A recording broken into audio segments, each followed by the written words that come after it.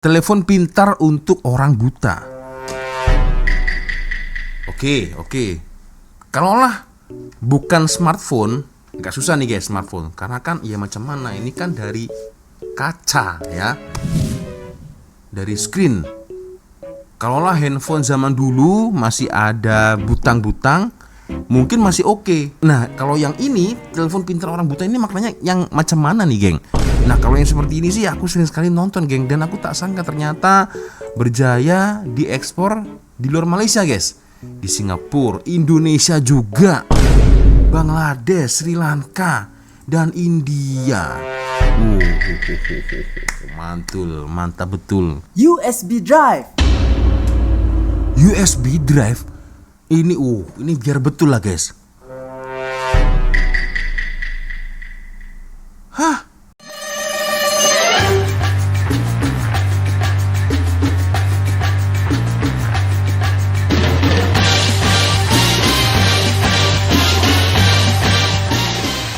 Yo, what's up, Re? Assalamualaikum warahmatullahi wabarakatuh. Hai, Re. Jumpa lagi ada saya di sini, Wak Lonjong. Salam lonjong. Iya. Apa kabar kawan-kawan? Semoga semua dalam kondisi yang sehat, Re ya. Amin ya robbal alamin. Oke, guys, seperti biasanya apabila kalau hari Sabtu kemarin Faktau Channel mengupload video terbaru, tapi sayangnya dikarenakan ada sesuatu ya, nampaknya admin Faktau Channel tengah sakit kod. Nah, akhirnya beliau tidak upload video baru kemarin guys ya.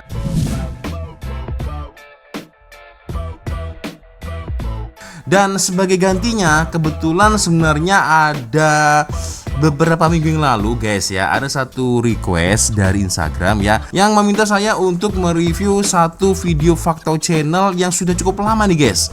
Kira-kira video ini di-upload 4 tahun yang lalu. Aku juga sudah lupa lah guys ya.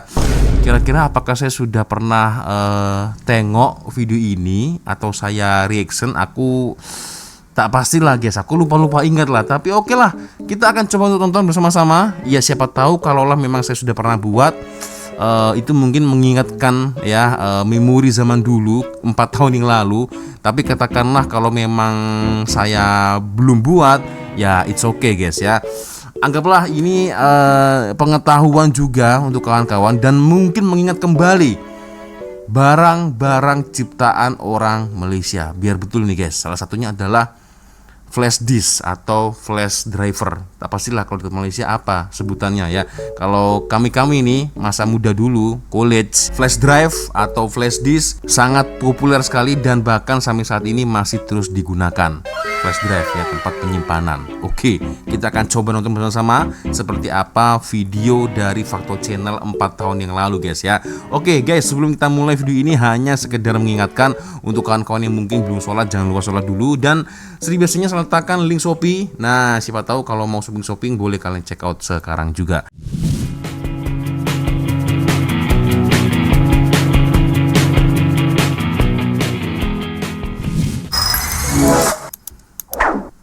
Dalam dunia serba moden ini, terdapat banyak barangan ataupun teknologi yang telah dicipta bagi memudahkan kehidupan seharian kita. Sebagai contoh, Thermomix. Faktau kagum gila bila pertama kali tengok teknologi canggih ini, di mana ia akan memasak apa saja yang kita mahukan, di mana terdapat lebih 1000 resepi disediakan. Kita hanya perlu masukkan bahan-bahan je. Tapi korang tahu tak, terdapat juga barangan harian yang kita gunakan sebenarnya dicipta oleh orang Malaysia sendiri. Malah ciptaan ini juga turut digunakan di seluruh dunia.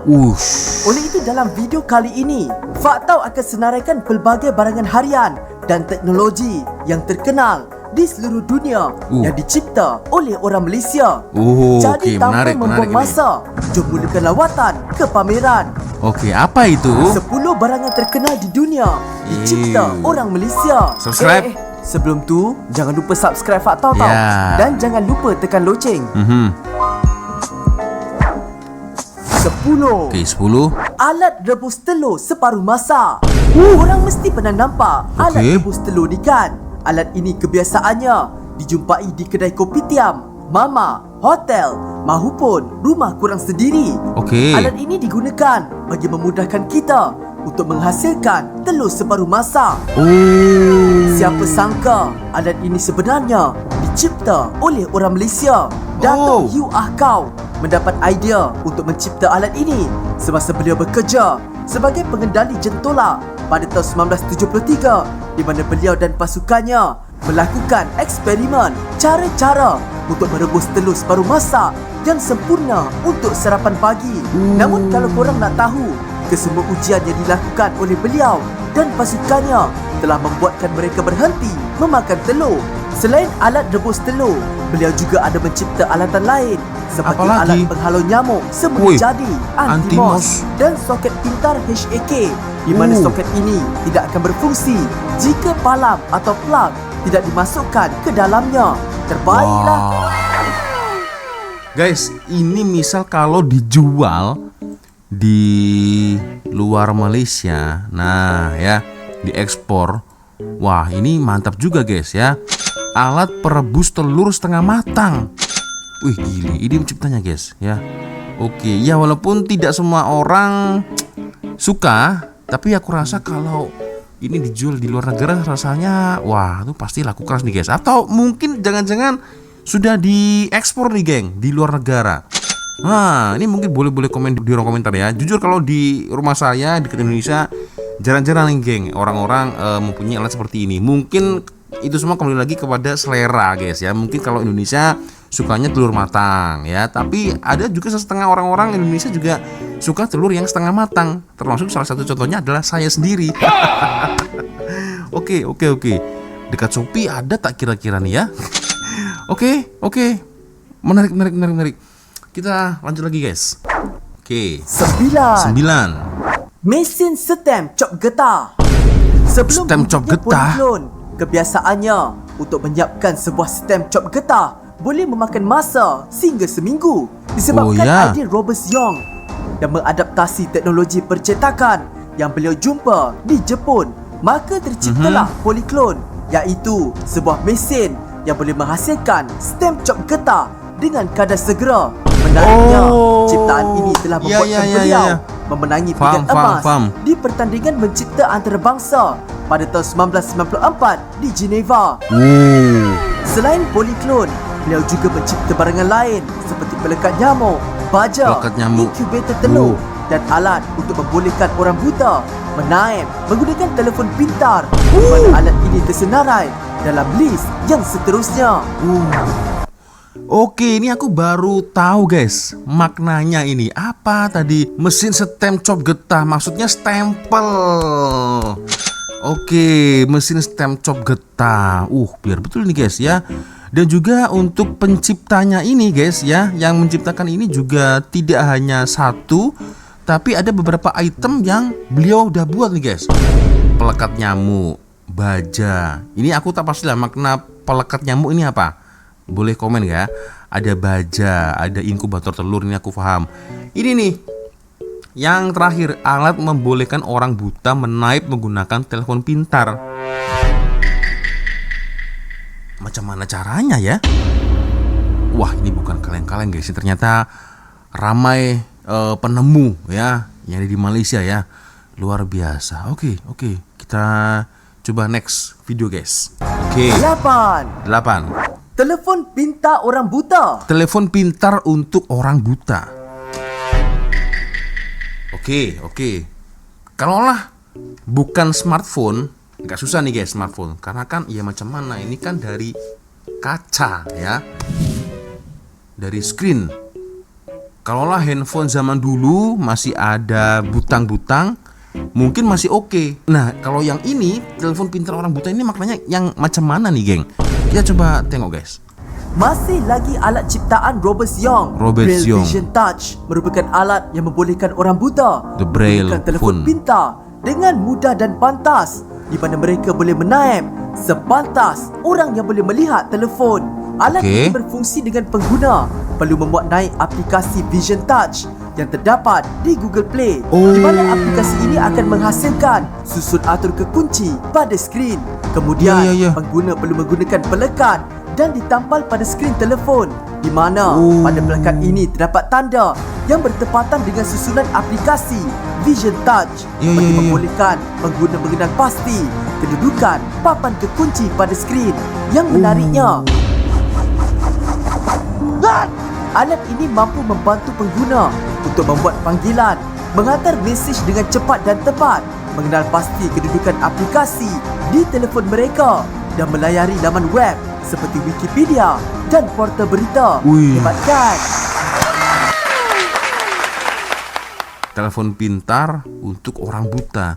Jadi ini kan huruf braille ya. Oke. 6 buttons to construct all the alphabet. Oke. Sekarang masih digunakan, guys. Ini boleh komen di ruang komentar. Nah, ini mungkin soalan bodoh lah dari saya, guys ya.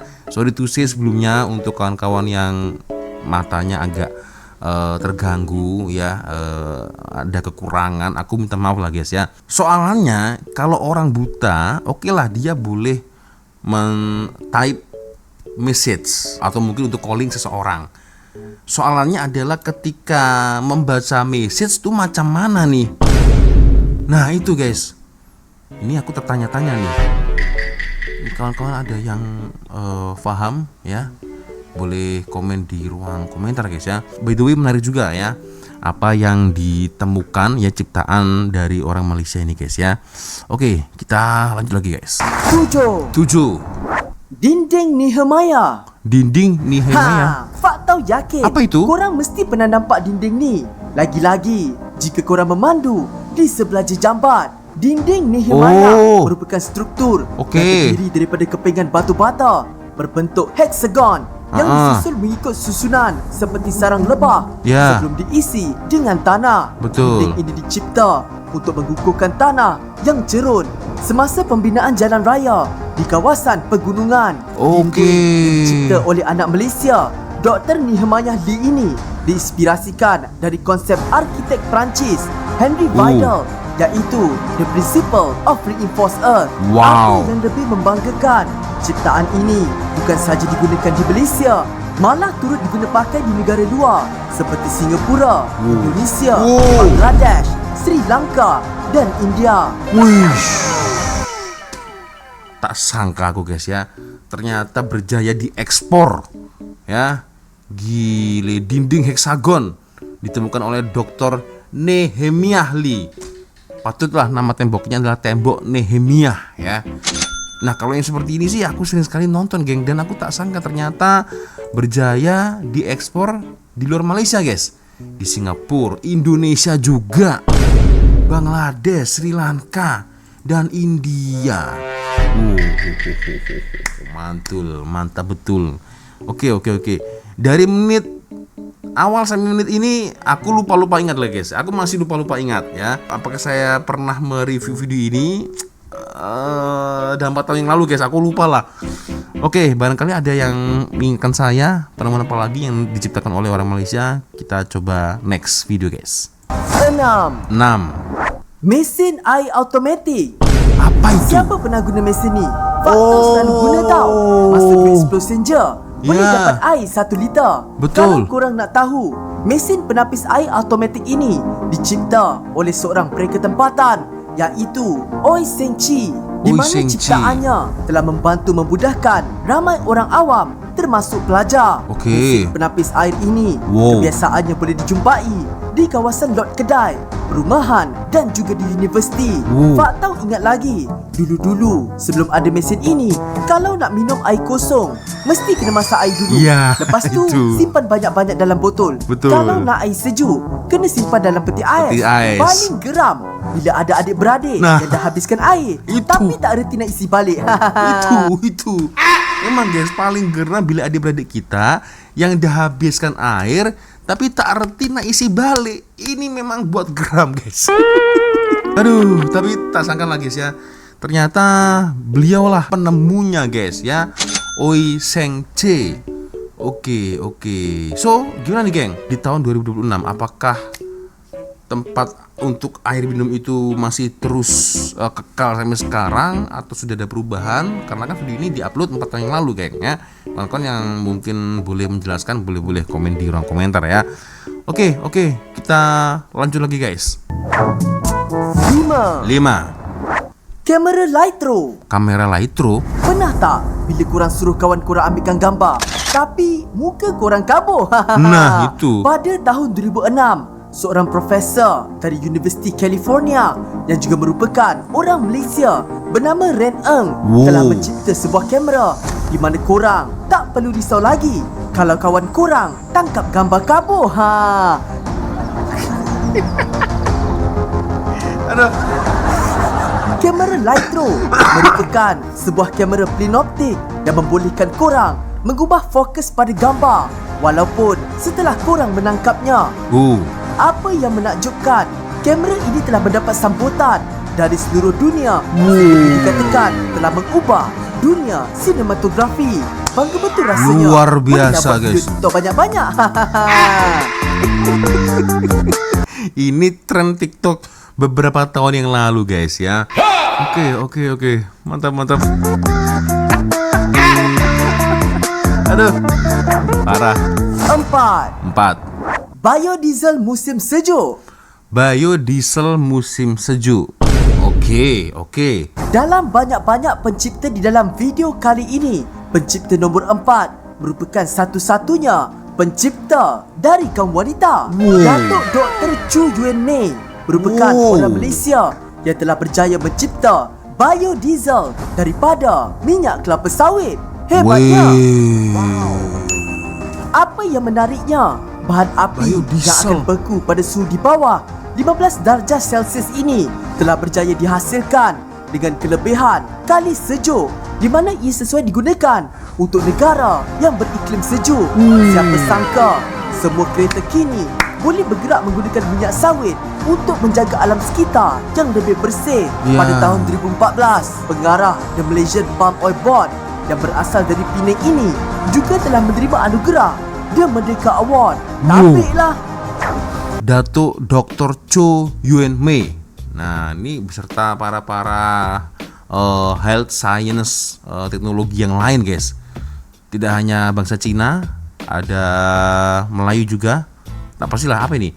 Profesor Datin Paduka Dr. Khatijah Muhammad Yusuf. Oke.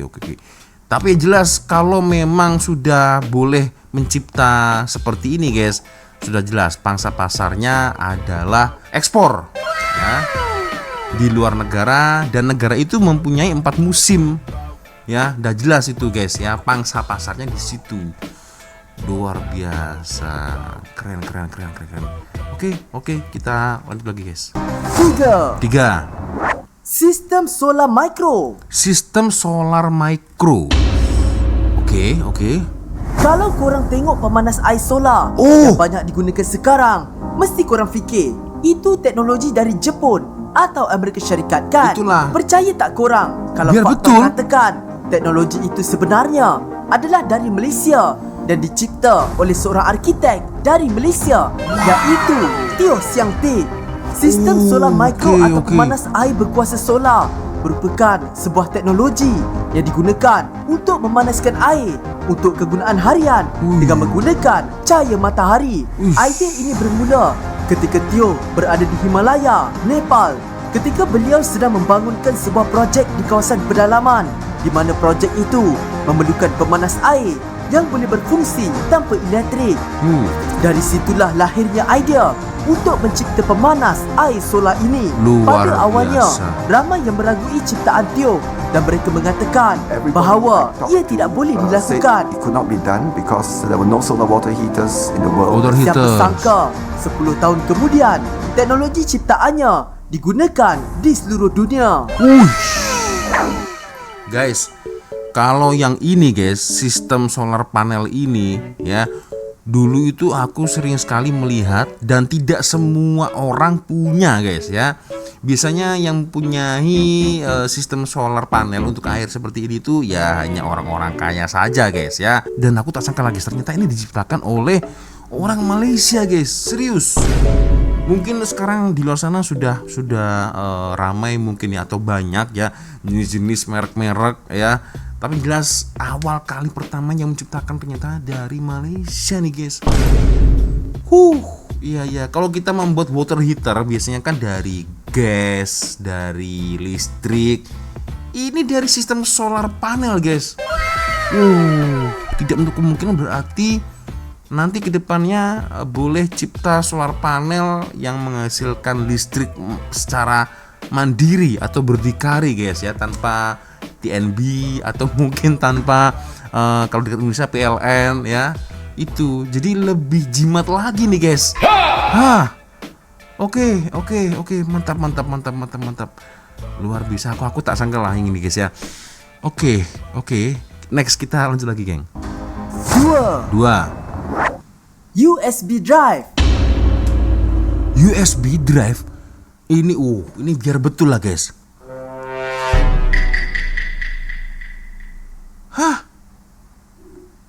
Serius? Oke. Betul apa yang korang dengar? Fakta pun terkejut. USB drive atau lebih dikenali sebagai pen drive merupakan peranti bersaiz kecil yang digunakan untuk menyimpan data dan boleh dibawa ke mana sahaja. Apa yang mengejutkan? Peranti yang sering kali kita gunakan, lagi-lagi masa belajar, boleh gila jadinya kalau hilang benda ni. Itulah. Sebenarnya dicipta oleh orang Malaysia dari Selangor, iaitu Puah Kin Seng. Ia mula dicipta pada sekitar antara tahun 1998 hingga 2000 oleh Puah yang memiliki sebuah syarikat elektronik di Taiwan yang bernama Phison Electronics. Walau bagaimanapun banyak syarikat yang mendakwa bahawa mereka merupakan pencipta pertama USB drive sehingga membawa kepada kes mahkamah. Kalau korang nak tahu, sebelum USB drive dicipta, kita menggunakan CD dan disket untuk menyimpan data. Fak tahu dulu pernah main game Pokemon guna disket tau. Aduh. Ya guys, mungkin kawan-kawan yang dulu peminat komputer atau mungkin pernah mempunyai komputer dekat rumah ya, apalagi kalau kita mengerjakan tugas dari sekolah, masa college, kita pasti menyimpan datanya di sini, disket atau CD. Dan itu pun penyimpanannya sangat kecil sekali guys ya. Tapi apabila kalau USB drive ini muncul, wah ini luar biasa guys penemuannya guys ya. Luar biasa. Bayangkan tidak hanya 1 mega 2 mega, tapi boleh menyimpan data sebanyak 1 giga, 2 giga, berapa guys? 3 giga ya, dan masih banyak lagi guys. Ini serius lah, biar betul guys. Gile, coba kalau tidak ada Puah Kin Seng, data-data masa college dulu sekolah mau disimpan di mana? Kita harus beli berapa disket, berapa CD. Tapi dengan USB drive, nah kita boleh simpan data dengan alat yang sekecil ini, baik itu 1 giga, 2 gigabyte, 3 giga, bahkan sekarang ada USB sampai hampir 1 tera guys ya, kalau tak silap ya. Luar biasa guys. Oke, next kita lanjut lagi geng. 1. Pelitup muka. Masker. Seperti korang sedia maklum, zaman kita sekarang merupakan zaman di mana pelitup muka merupakan perkara yang wajib dipakai untuk melindungi diri kita. Ini masa dari PKP virus guys. berbahaya. Masa PKP Pernah nih. tak korang terfikir siapa sebenarnya pencipta pelitup muka yang kita pakai sekarang ni? Pada tahun 1910 telah tular wabak Manchuria di barat laut China yang telah meragut 60,000 nyawa. Ketika itu, kerajaan China melantik Dr. Wu Liante yang merupakan seorang doktor dari Malaysia untuk menyiasat penyakit tersebut, dan ternyata ia tersebar melalui pernafasan manusia. Oleh itu, beliau telah mencipta topeng pembedahan khas dengan kapas dan kain kasar serta menambah beberapa lapisan kain untuk menapis udara, dan ciptaan beliau ini telah menyelamatkan banyak nyawa. Sejak dari itulah pelitup muka ciptaan beliau digunakan di seluruh dunia sehinggalah sekarang. Dr. Wu Liante yang berasal dari Penang ini juga telah mendapat anugerah Nobel dalam bidang fisiologi atau perubatan pada tahun 1935. Beliau juga merupakan biasa. penulis kepada buku yang bertajuk Plague Fighter, The Autobiography of a Modern Chinese Physician. Apa yang menariknya, pada 10 Mac 2021, Google telah memberikan penghormatan kepada beliau sebagai pencipta pelitup muka pertama sempena meraihkan hari ulang tahun beliau yang ke-142. Masya Allah, Betul panjang rasakan umur. bila hasil ciptaan rakyat Malaysia diakui dan digunakan di seluruh dunia. Ada tak lagi mana-mana hasil ciptaan Malaysia yang Gila. patut melepas pandang? Korang boleh komen di bawah dan mungkin Fakta boleh buat part 2. Ini serius guys, meremang betul aku tengok video ini guys ya. Terlebih lagi yang benar-benar sangat-sangat terkenal ya, yaitu ya ciptaan USB drive tadi guys ya, atau orang Indonesia biasanya kalau sebutnya itu flash drive ya, atau flash drive, flash disk juga boleh ya. Gili, tak sangka guys aku guys. Oke, berarti kalau saya lupa atau saya baru tahu, berarti kemungkinan ini belum pernah saya reaction guys, tapi tak pastilah, rasa-rasanya belum kok. Aku teringat ketika di bagian yang USB drive ini ya, dan pelitup muka ini yang aku ingat, yang lain-lainnya aku tak begitu ingat. Oke, gila sih guys, tak sangka aku guys, serius. Itulah guys ya. Oke, dari part 10 sampai yang nomor 1, mungkin yang paling famous terkenal adalah USB drive. Nah ini guys ya, yang benar-benar sampai sekarang masih dibutuhkan ya, karena semua barangan elektronik selalunya ada USB drive ya, USB drive baik itu TV, komputer, apalagi guys charging ya, selalunya ada tempat untuk khusus untuk USB drive itu guys ya. Ini bukan main-main sih penemuannya guys ya, gile. So geng ya, gimana geng menurut kalian? Boleh komen di kolom komentar. Oke, sepertinya cukup sudah untuk video kita kali ini guys. Thank you sudah nonton, dan saya minta maaf apabila mungkin kalau ada kesalahan kata-kata dari awal video sampai akhir video. Seperti biasanya kalau ada video menarik yang mungkin boleh kita ulas sama-sama, silahkan kirim link videonya di Instagram. Dan akhirnya saya Wak Lonjong pamit dulu guys. Wassalamualaikum warahmatullahi wabarakatuh. Semoga Allah melindungi kita semua. Amin ya rabbal alamin. See you, bye bye.